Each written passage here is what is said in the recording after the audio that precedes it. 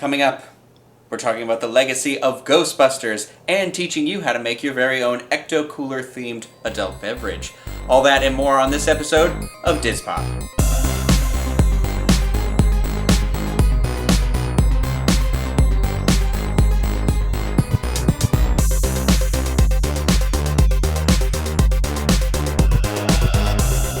DizPop is brought to you by Dreams Unlimited Travel, experts at helping you plan the perfect vacation. Visit them on the web at dreamsunlimitedtravel.com. Hello everybody, welcome to the show. That's right, you got 2 chair swizzles in this one episode already. I am your host, Ryno Clavin, and today we're going to be doing a very special episode of DizPop where we talk all about the Ghostbusters legacy. So that's going to include the movies and all that jazz.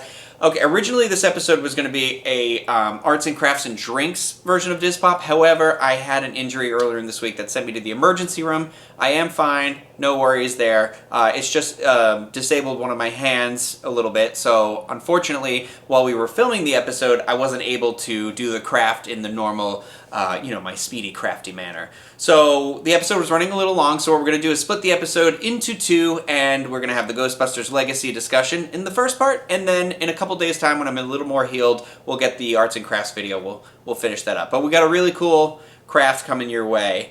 Maybe I'll put the picture right here. There it is. And so that's a little teaser, but you'll see that coming up in a couple days. But for now, here's our episode. Hey everybody, welcome to the show. I am your host, Ryno Clavin, and joined with me this week is the Stay Puffed to my Marshmallow Man, the gatekeeper to my keymaster. Oh, that again sounds a little too... It's Oliver Green. Hello everyone, it's me. Very clever there. The first one, in England, a puff is a derogatory term. The Stay Puffed.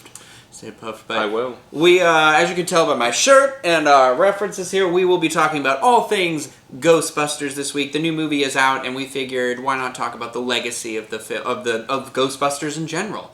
Let's just get started. We are going to do a drink, and this one is going to require some Ecto Cooler. For this drink, you are going to need some vodka, blue curacao, melon liqueur, and of course, Ecto Cooler. And along with that, a fun garnish. Some Ghostbusters marshmallows. First, we're going to do half a shot of vodka, half a shot of blue curacao, and a half a shot of melon liqueur. Then, you're going to want to add your Ecto Cooler. Oh, God, that's good. I am stirring this drink because I don't want to shake this one, because you want to eyeball it, because you want to put in the right amount of Ecto Cooler so it stays green. I've got a little booze hound down here. So then I've got my little Slimer marshmallow. We'll just put him in there for good measure. So, my marshmallow guy inflated, but marshmallow guy, I call him Slimer, which is also the name of this drink. So, see, because we used Ecto Cooler, I'm calling this drink the Slimer. Cheers. Wow. Do you like it? That is really good. Yeah. I'm going to eat this marshmallow before it gets too gross. Eating the spirits, drinking the spirits. Oh, the jokes. I found these marshmallow guys. They're not flavored or anything like that. They're just straight up marshmallows. The Ghostbuster marshmallows, I found them at Walmart. I guess you can find them wherever marshmallows are sold, but I had some trouble finding them. There's also supposedly a Ghostbuster Twinkie out there, because you can't talk about Ghostbusters and not talk about a really big Twinkie. 23-foot Twinkie. So, I found these ones, but they're just regular with the Ghostbuster symbol on them. But they're out there. There's apparently these one filled with green, and that's the Ecto Cooler, or I'm sorry, the key lime slime. That's what it's called. Which sounds amazing. Oh, God, yeah, that's good. All right, so Ghostbusters has a very full and rich history, I feel like. When I was a child, the local video store had a contest where if you could enter to win a copy of Ghostbusters on VHS. Now this is what was before DVD for your for your generation. VHS. Is this when the world was in black and white? Yeah. Well, I did all the questions, and I actually won that VHS, and I had that like for a long time, like straight up to it. Like it broke several times, but it was still able to play in the VCR and everything. But like I loved Ghostbusters. I was really into the cartoon show. In fact, I was terrified because one episode of the cartoon show had to deal with the boogeyman, and I was convinced he lived under my bed after that episode. So. It's been a while, and so Oliver and I actually just this weekend, we decided we were going to watch the two movies to kind of get ready for the new movie that's coming out. And I thought it was fair to have those fresh in our mind as we went to watch this movie. Now, when they cast this new movie, were you upset that it was all women? Did you care? What was your original? No, I think it was a nice spin that they put on it, having a all female Ghostbuster cast and changing the gender roles around. I actually like that. I thought it was very clever. I like all the people in it. Like, I like Kristen Wiig a lot. I like Melissa McCarthy. The two of them together. I mean, Bridesmaids. I can't wait to see the two of them interacting with each other again. I didn't really know Kate McKinnon or Leslie Jones. Is that her name? Yeah. From Saturday Night Live. But I've since known them since they've been cast because I went out to search their stuff, and I think they're both funny. So. It's a solid cast. It's a shame it's... Well, and Paul Feig is who directed Bridesmaids, The Heat, Spy. Like, he's got a slew of good, solid movies that are funny. Yeah. And so, like, we should be much more trusting, but this backlash about the women being cast and everything, it's unfortunate. It's unfortunate that the movie couldn't be made... My thing was I was a little upset, like maybe that it was necessarily a reboot as opposed to just kind of existing in the same continuity. Yeah. You know, I kind of wish this was just years later and maybe it was picking up the story. But I think we'll get into that a little bit later when we talk about one of the TV shows that has spawned from Ghostbusters. So let's start with the original Ghostbusters. Let's talk about this. So when was the last time you saw that before this weekend? When I was very young. We're talking like single digits, so it's been a long time. That's why I really was on the ball on making sure I watched it to refresh my young brain on what Ghostbusters was. I haven't seen it for a couple of years. I watched it at City Walk here in Orlando. Every now and then on like a Saturday or Sunday, they'll do $5 in the movie theater here and play the old movies. That's awesome. So I saw Jurassic Park there on the big screen before they re-released it for the anniversary, and I saw Ghostbusters there with my roommate within the first year of moving here, and it was great. And that was the first time I'd seen that in a couple of years, and I loved it just as much as I did when I was a kid. Now I watched it this weekend too, and I watched it from a perspective of like I feel like I was being judgmental this time versus before just knowing it's a movie I've loved and enjoyed. So yeah. I love this movie. I love Ghostbusters. I love the idea of I love what it is. Not that it's a comedy, not that it's a whatever. I love that it's like people, you invent these machines that fight these ghosts, and it's funny. You know, but it's not that it's necessarily a comedy. It's like how Buffy, I wouldn't describe Buffy the Vampire Slayer as a comedy, but it's very funny. It is. It has comedic elements. Yeah. And this Ghostbusters is part of that 80s genre where it's cross-genre, where it's like Gremlins was horror, but a little bit funny, or American Werewolf in London. Yeah. Terrifying, but also funny. Almost self-aware, like it's aware of itself almost. Yeah. You know, without being like the horror becomes the comedy or something. You know what I mean? And I think that's what kind of appeals about Ghostbusters is that cross-sector. I mean, plus you've got a cast that's Bill Murray, Dan Aykroyd, oh my goodness, Harold Ramis, Ernie Hudson, Annie Potts, you know, Rick Moranis. It just Sigourney Weaver. It's an amazing cast, and it's a very quotable movie too. Yes. There's a lot of one-liners in this movie, you know, and it's good. It holds up. So I mean. I think it holds up. Craig's given me this argument where he thinks it's a product of its time. He thinks the special effects are like hokey a little bit or whatever, but... It's funny you should say that, just very quickly on that very specific thing there. I feel like they've always stayed true to the effects, because when you look at the effects in this film, and just from what I've seen on the trailer for the new film, it's very similar. Like, you can tell they look a lot better on the new film, but they've not tried to like redesign anything. No, like, it's the ghosts are still that semi see-through, like Slimer. They all remind me of Slimer in the hotel in the hallway. But I mean, like, even just like the from the proton packs, like the is it a beam stream? of light? Yeah, the stream that shoots out. Don't cross the streams.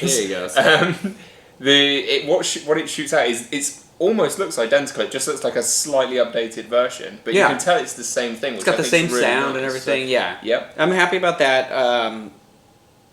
You know, it is what it is. I don't know if there's a lot to be said about the original Ghostbusters that hasn't been said. You know what I mean?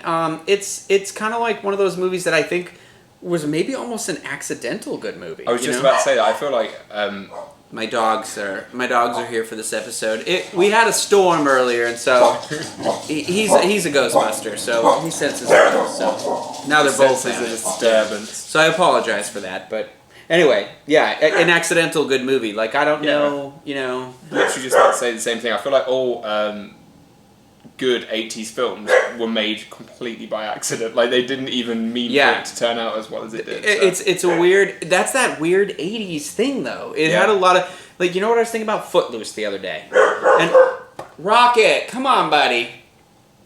I was thinking about Footloose the other day because I was thinking, man, the remake of that is terrible. It sucks. And... but it is straight up. Like, it's pretty much the exact same story.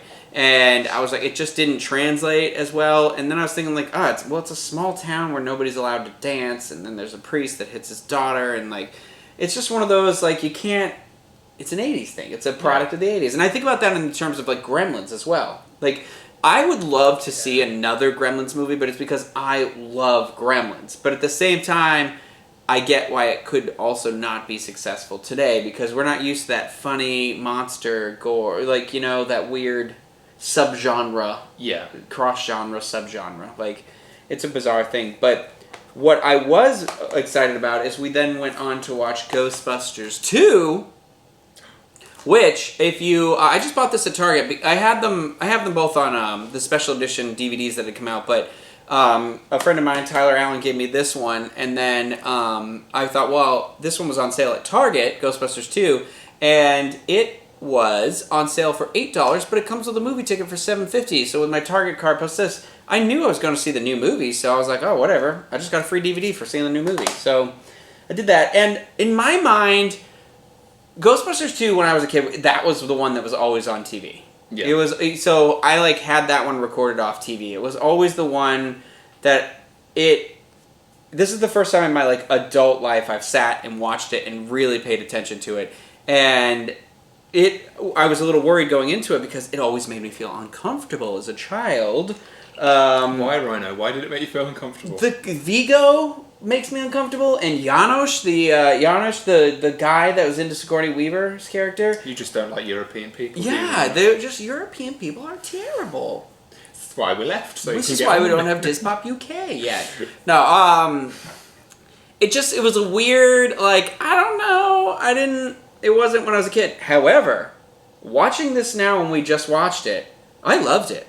I think it's just as good as the first one. In fact, well, go ahead. I was going to say, I think a big part of that is they managed to get everyone back from the original. Yeah. It was the same Oliver cast. Can't stop talking about this. He was surprised. So clearly he had never seen the second one. Because number 2, I hadn't. This is the first time I'd ever seen it. Ooh. And I really was expecting... I've seen the first one. You know, normally sequels suck, so you can't blame me for... I guess. That's crazy. I just never given it the time of day. But no, when I watched it, I was so delightfully surprised. The original cast really brought it. You could tell that it had got a much higher budget because the effects were there. Well, the opening... we watched them... kind of like one day, one the next day, and so this is the 4K version of this one, and then the Ghostbusters Blu-ray. It was very grainy, so whatever stock they shot that on, it just kind of can't be improved. It can't be smoothed out anymore. I guess I don't know because I don't think that's the 4K restoration. I think this was the original Blu-ray restoration, but it's just the second one immediately you're like, wow, everything's very clear, very vibrant. Yeah, you can just tell that they had the budget for the higher grade celluloid. Yeah, but, you know, on top of that, too, I mean, barring one or two, like, not even qualms, just, like, nitpickings, I actually think the second one's a little smoother. I think that like Peter Venkman, specifically Bill Murray's humor, blends in with the other Ghostbusters so well in the second one. I don't think this movie's getting as much credit as it deserves, to be honest. I'm wondering if it's because they all worked together previously, and then with the success of the first film, it was kind of like it united them all. So when they come back to do the second one, they were already friends almost. So it made it a lot easier to work with each other. And whether that translated and came across on screen. You know what else? I also made the argument when we watched it. I was thinking the second one is all about this slime that feeds off hate. Yeah. And it's in New York, and which is a city that is very known for like people cursing each other out and stuff like that. I'm walking here, all that. Yep. And maybe because of the events in recent times in the last month here, around the world. Excuse me, I don't mean to diminish anything that happened in Europe or in Texas or anything like that, but or it was Texas, right? I'm sorry, Dallas, Baton Rouge. The world is tearing itself apart right now. I'm wondering if maybe this movie is much more relevant right now because of those events. That it feels like this movie is now having that message of, because the slime reacts to both negative and positive energy, if that maybe it just is resonating with me more because it is sending that message of being like, be better. And we can be better. And when we are better things happen, So I would make that argument that this movie may actually hold up better now because of events that couldn't be known at that time, The storyline is much more similar of a film you'd see nowadays, like Zootopia, where it's just this whole... It's got the social commentary. This one's got social commentary, whereas the first one's just kind of Ghostbusters. Which even, of its time, when was number 2 made? I'm assuming it was 84, the 80s as well. 84 was the first one, 89 was the second one. So it's still the 80s. That's something that, I suppose it was late 80s, but you still didn't really see that in the late 80s. It's a very modern thing to have that narrative arc that is... that storyline, not narrative arc, but the storyline that is be good to ties into the social... Yeah. So it's... Well, let's not say that, because Captain EO, come on. That's all about changing the world and being... We can change... No? Okay, and that's the singing portion. Okay. See, my dogs don't even like it. Oh my goodness. But, yeah, so... Guys, please. So, I would say, if you haven't seen Ghostbusters 2 in a while, if you have this weird thing... if you did what I did and just wrote it off, because a lot of people do. Well, it's got a weird stigma in its head, but a friend of mine was like, oh no, I love the second one just as much. Yeah. So I was like, oh, maybe, I'll give it a shot. And I do. I like it. I mean, it's got a couple weird...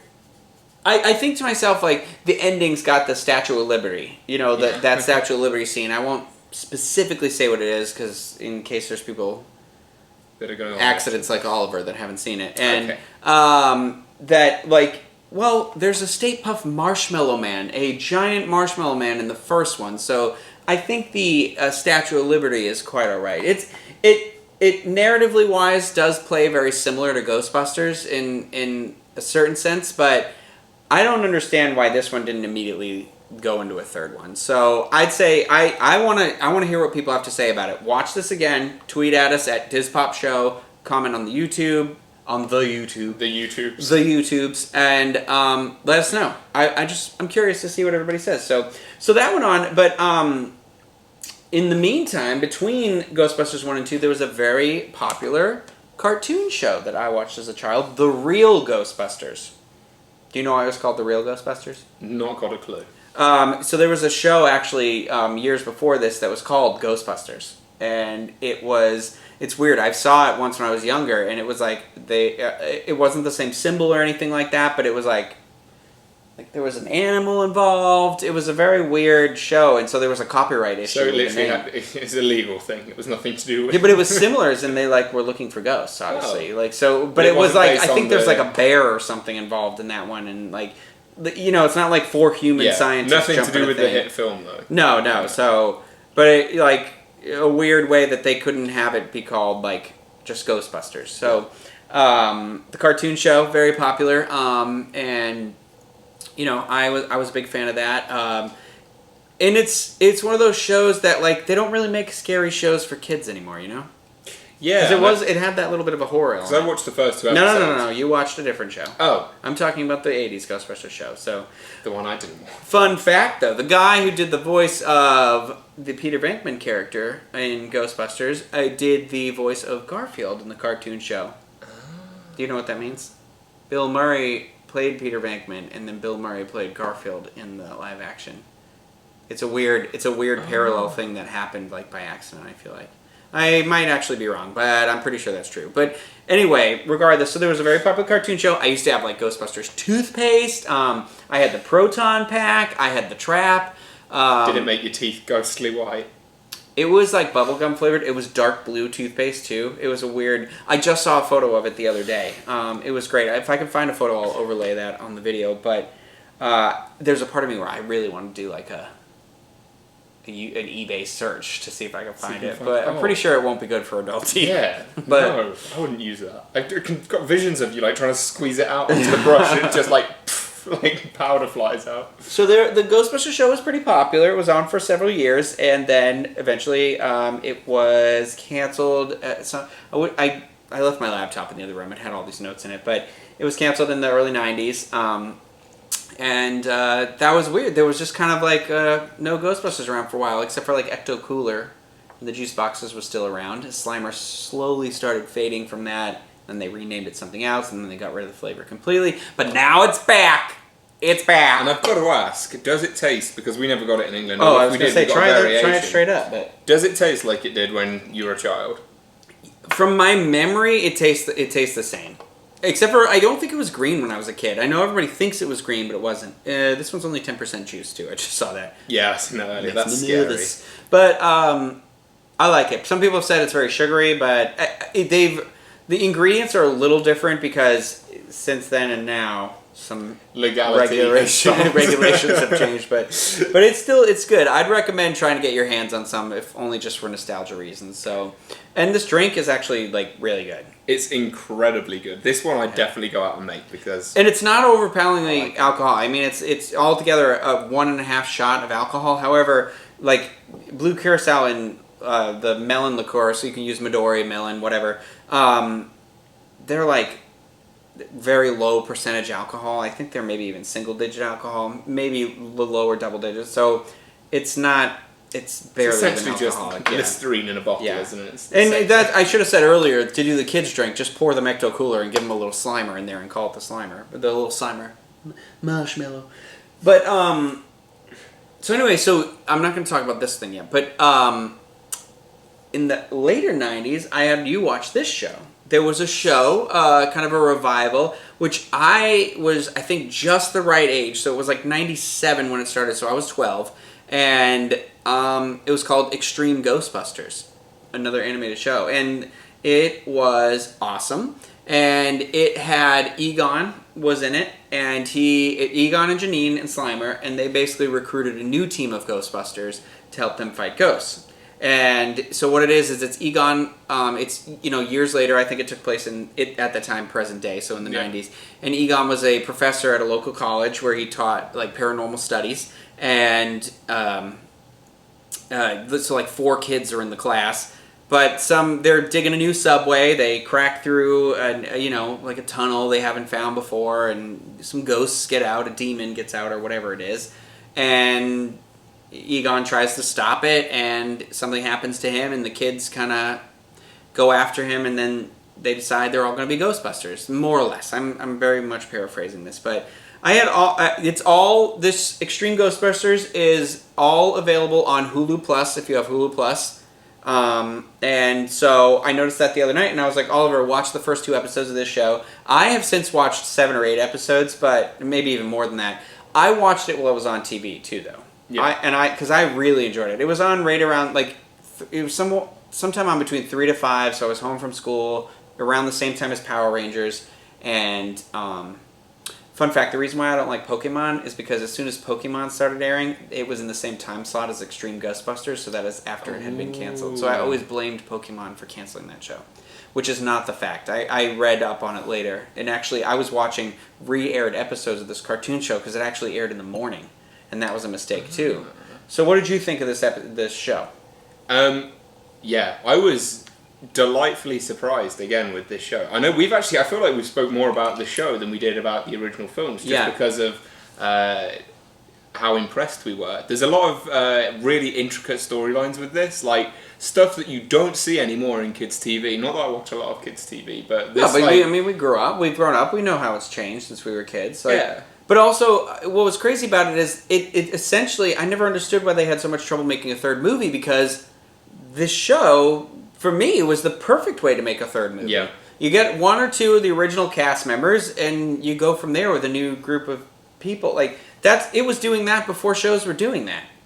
Yeah. So, and actually, this is a direct sequel to the Real Ghostbusters, the original cartoon show, because in the finale of this series, the Real Ghostbusters are in it, all of them, and they're all the voices reprising their roles, and so it's the two teams teaming up together. That's the original people that voiced the original. Yeah, which cartoon, one of them was Dave Coulier. Oh, Uncle Joey. Oh, From Full House. Oh, I know who that is. Okay, now. all right. I'm just making sure you've seen Full House, but yeah, which I guess on the show, Dave Coulier only voiced the character in like the last one or two seasons. There was a thing where like half the cast left. However, the Egon voice is the same Egon voice, but the Janine is not the same. But anyway, that's regardless. So the show picks up, like I said, with that, and like Oliver said, it's very mature. There's very incredibly. And I had to read up about it, and it was aimed at teenagers. And there was a lot of boundary pushing stuff with the ratings in there, because so first of all, we're going to describe the group that is made up of the Extreme Ghostbusters. So yes, Egon's like the mentor. Yep. There's Eduardo, which is the Hispanic, kind of I want to say sarcastic, kind of almost thuggish, but not. Yeah, like the very I don't care, but I do care. You know, like trying to. He's very image based. He's very 80s stereotypical teenager. Yes, yeah. You know, he's got the goatee, he's got the earrings, and then there's Roland, who is the African American. He's voiced by Giovanni. Not Giovanni. Oh my gosh, what the hell is his name? From Fresh Prince of Bel-Air. It's Carlton. Really? Yeah, Ribisi? I don't know his name, but that's Giovanni Ribisi. He was on Dancing with the Stars. I should know this. I'm gonna look it up. That's crazy. I love it when you find out little things like that. Well, there's another voice in here too that I'm gonna tell you in a second. Is he gonna knock my socks off? It might not. It might for people that are a little bit younger than you. It depends how you feel about this movie, but I'm just gonna check real quick. Oh my gosh, I was way wrong on his name. I feel terrible. It was Alfonso Ribeiro. Who the heck is Giovanni? I don't know. I just feel like I want that fancy name now. Giovanni, isn't it like Italian or something? Yeah, sure. That's not like a normal, But anyway, Carlton, I love Carlton. So I love that his voice is perfectly cast as his character, too. And then there's the goth girl, Kylie, and she's one of the few. Well, Roland wanted to take the class too, but Kylie is into paranormal studies because. Yeah, she's on a quest to talk to her long lost grandmother, who passed away. Grandmama. Which again, this is a really deep storyline to have on a kids' TV show, because, and not to give away any spoilers, but she kind of makes contact with her, deceased grandmother in the first 2 episodes. I can't remember if it's the first or what she believes to be. It's yeah. And this is I remember watching it this isn't for children. This deals with some pretty serious stuff. Oh, so. Yeah, I wish, I told you should keep watching, because the 3rd episode is straight up dealing with racism and because it starts with a bunch of teenagers defacing a Jewish temple, and the ghost in this one, or the demonic presence that they're fighting, is a golem, which in lore, Jewish lore, is he helps protect them. There's an episode of Supernatural about it, so I knew what it was, and it's just there's a scene where we didn't finish talking about all the characters. No, we didn't. Garrett is the 4th Ghostbuster. So we have Eduardo, the Hispanic image kind of tough guy, trying to be tough cool, guy. the Tough cool guy's a better guy, way you know. of describing him. And then we've got Roland, who's very much like his specialty is he loves to build. He builds stuff. Yeah. He's like the mechanic kind of, but at the same time, he doesn't strike me as the mechanic because he's very much like sweater wearing, school going. He's very responsible, but he basically says he can build anything. So he's the very smart guy, studious. And then Kylie, who's the goth kind of believer. She's the believer of the group. She knows Egon. She loves his work. And then we have Garrett, and Garrett is a disabled, like a wheelchair bound adrenaline junkie. That's the word I'm looking for. To say he's handy capable is an understatement, though, because I've seen that man pick a lock with his chair. Yeah.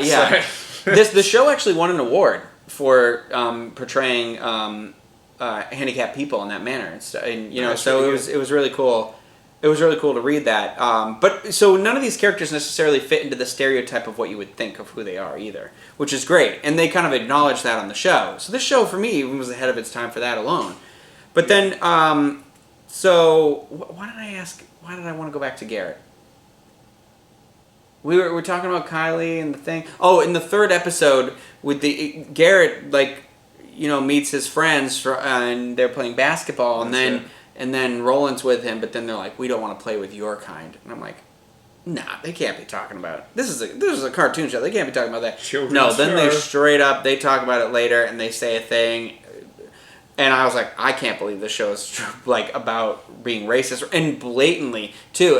They said it, like it wasn't anything like, it didn't tiptoe around it. So yeah. It deals with some really heavy topics, but I think it does it well. Well, no, yeah, and there are like creepy episodes too. Eduardo and Kylie have kind of a weird, sexually tense relationship. Oh yeah, you've got to talk about that part. That took me by surprise. That one line in one of the episodes. Yeah, where she's like, "I'm not a screamer," and there's a weird glare and a pause, and there's no way it is not interpreted as it is. And I was like, and then I read about it afterwards where they said that's the relationship that pushed the rating of the show. I wasn't even talking about that line. I'm talking about the other one where he outright says, what? Like someone questions him about something and he goes, what? She's legal.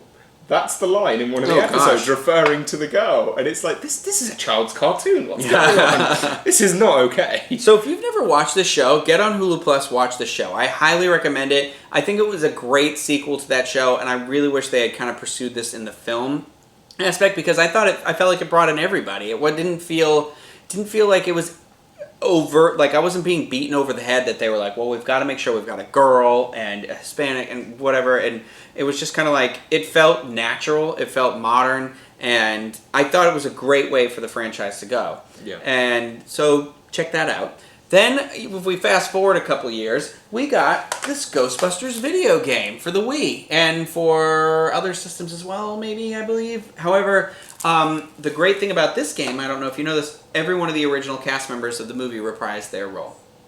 So it's Bill Murray, it's Dan Aykroyd, Ernie Hudson, Harold Ramis, Sigourney Weaver. They were all the voices in here. So this was essentially billed as the third movie. Now, I thought it would be cool because it's on the Wii, and at that time I had just gotten a Wii, so I was like, oh, it'll be cool because you shoot the proton pack and everything like that. And it was fun, it's good, it's very story-oriented, so it's very, like, follow the story. Which is what you want if they're selling it as the third film. You want to have that story. Actually, if you go on YouTube, well, you are on YouTube, I guess, watching this, but if you search for this somebody edited, like, painstakingly edited this game down to make the narrative like this is the third movie.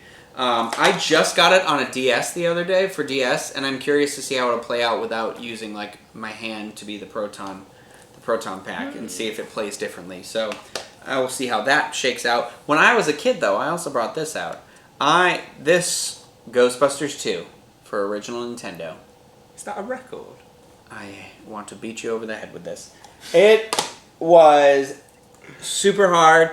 But great. But it starts, you're in the sewer, you've got to use the slime pack. And this was before you could save games. Oh my god, this game is so hard. I was hoping to do like gameplay of all this and capture and talk about it, except for I had the injury on my thumb, and I was like, oh, I'll be okay, it's my thumb. And now I'm realizing how much you use both thumbs at once. And you're like texting, playing the video games, whatever. So Another thing we always talk about in this show, comic books.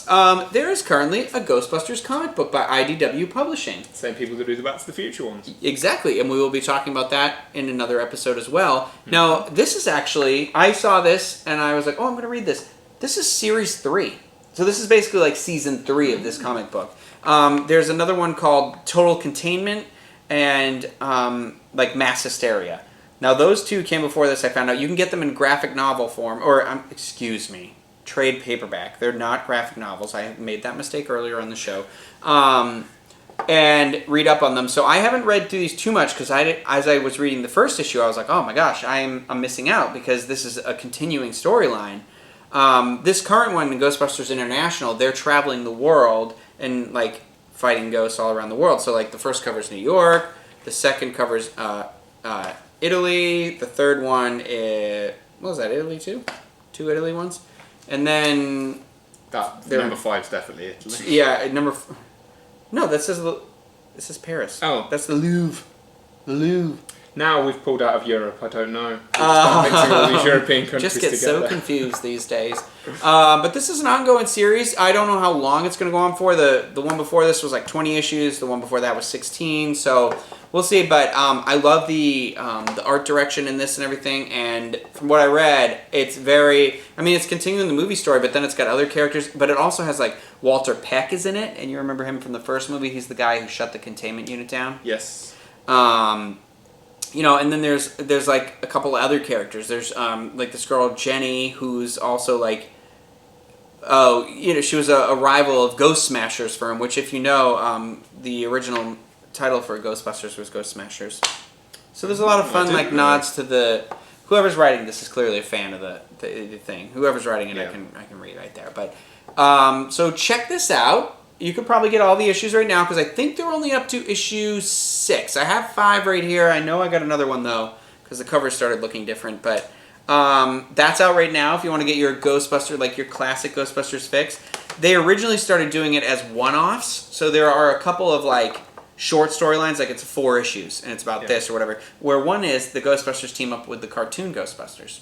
And I have 2 of 4 of those issues. I refuse to read the trade paperback. I want to find all 4 of the issues. Really interesting. So. Just one thing as well, IDW, they on their website, they've got a really good section where you can either buy the paperback or you can actually download, do the digital download. Oh, that's nice. And it's so much cheaper. I mean, comics aren't expensive anyway. They're like $3.99 each. $3.99, $4.99. Yeah, they're usually right in there. Yeah. Like if you get the digital download copy of it, it's like $1.99. So if you're interested in reading these, or you just want to dip your toe into the water, go on their website. You can actually get the digital copy. Yeah. For next to nothing really. And I love that it's like stuff like this, like that we love, like Back to the Future. There's 2 Back to the Future comics out right now, because there's Citizen Brown as well. Yeah, they definitely know their audience. So I've got Citizen Brown. I'm enjoying that. It's very good. Yeah, and I've got all the Back to the Future, so we'll get into that. And it's a good time to be like passionate. If you've been a passionate fan of this stuff for a while, like it's paying off. I feel like there's a lot of places to explore this. So